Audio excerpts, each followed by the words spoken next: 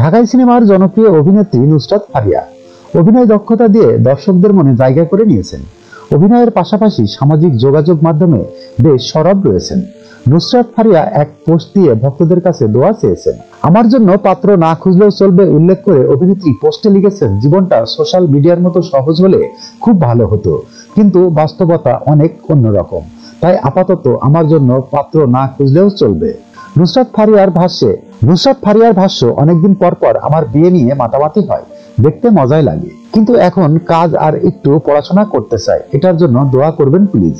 Comment বক্সে রাজিবুল ইসলাম আকাশ লিখেছেন, তাড়াতাড়ি শুভ কাজটা সেরে ফেলেন, আল্লাহর রহমতে অনেক কিছু থেকে হেফাজত পাবেন, দোয়া রইল। আরেকজনের কথাই ঠিকই বলেছেন, জীবন এত সহজ না সোশ্যাল মিডিয়ার মতো। উল্লেখ্য, ফারিয়া প্রথমে রেডিও জকি হিসাবে তার কর্মজীবন শুরু করেন। এরপর মডেলিং এবং বিজ্ঞাপনের মাধ্যমে শোবিজে প্রবেশ করেন।